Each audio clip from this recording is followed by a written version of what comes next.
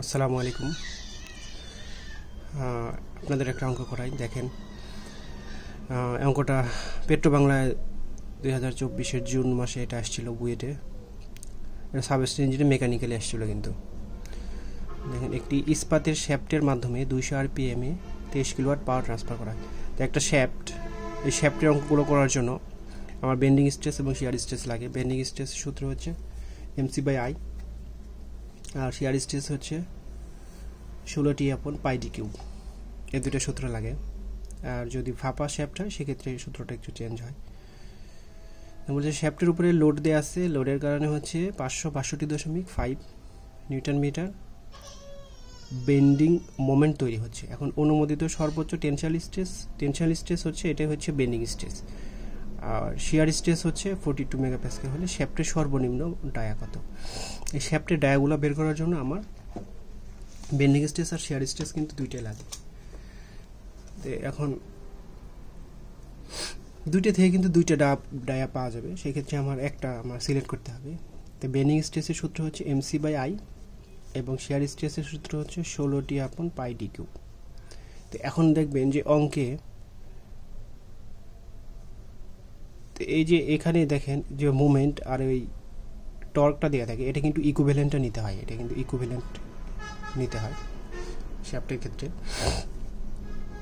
তো ইকুইভ্যালেন্টটা বের করার সূত্র হচ্ছে, এই টর্ক যখন আমরা বের করব তাহলে m² + t², এটা সূত্র মনে রাখতে হয়, ইকুইভ্যালেন্ট টর্ক। আর ইকুইভ্যালেন্ট মোমেন্টটা হচ্ছে ইকুইভ্যালেন্ট টর্ক আর যে মোমেন্টটা থাকবে এই মোমেন্টের অর্ধেক। এটা এই দুটো সূত্র একটু মাথায় রাখবেন।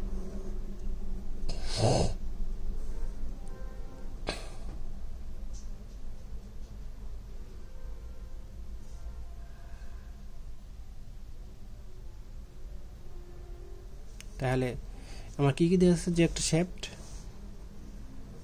তো এই শ্যাফটের হচ্ছে ডায়াটা বের করতে হবে, ডায়া ডি। তো এই শ্যাফটটা 23 কিলোওয়াট পাওয়ার ট্রান্সফার করতেছে। তো এখানে হচ্ছে 23 কিলোওয়াট যখন পাওয়ার ট্রান্সফার করবে তখন এখানে একটা টর্ক পাওয়া যাবে। তো টর্কটা আমরা বের করে নেব, সমস্যা নেই। আর কী ডাটা দেওয়া আছে দেখি। এটা RPM, এটা যে রোটেট করতেছে এটার RPM হচ্ছে 200 দেওয়া আছে RPM। আর এটা শিয়ার স্ট্রেস দেওয়া আছে 56 মেগাপ্যাসকেল। আর এটা বেন্ডিং স্ট্রেস আর শিয়ার স্ট্রেস দেওয়া আছে 42 মেগাপ্যাসকেল। আরেকটা জিনিস দেওয়া আছে সেটা হচ্ছে মোমেন্ট 56.5 নিউটন মিটার।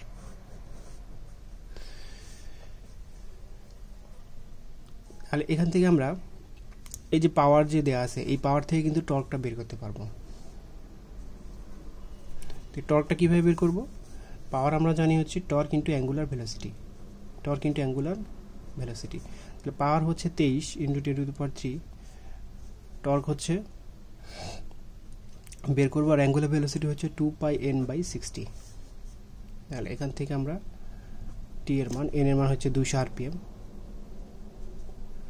এখান থেকে টি এর মানটা বের করতে পারবো।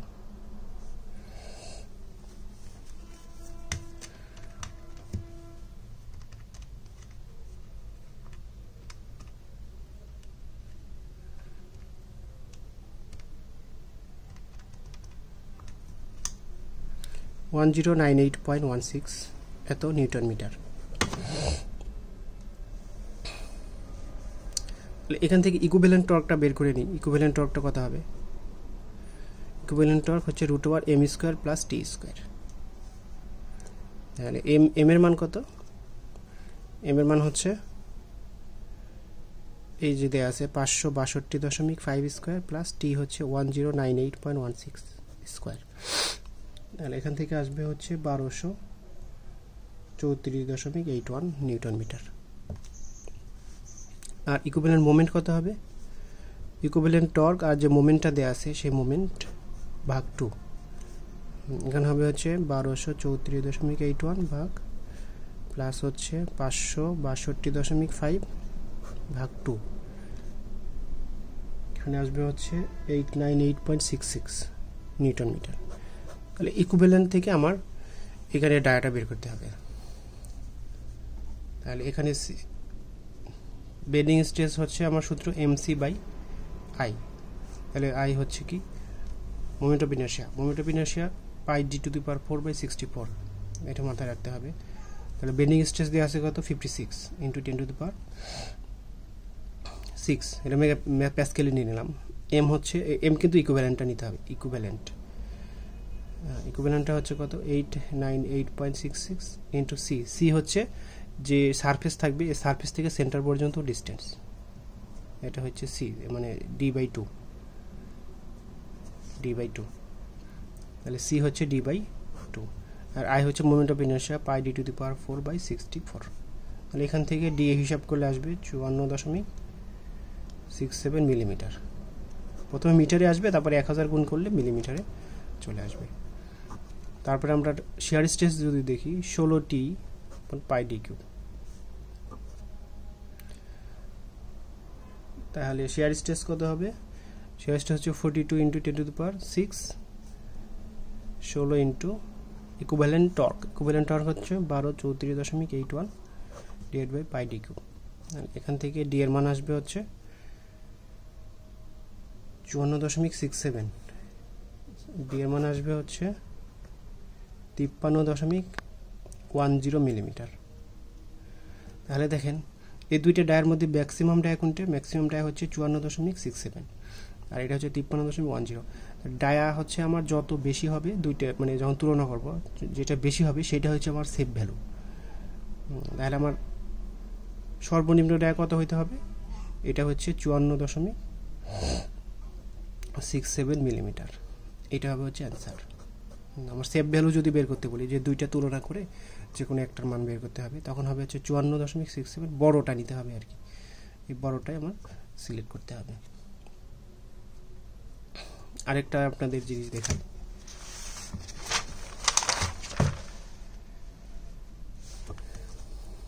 একটা রিলেশন হচ্ছে m/i সিগমা b বাই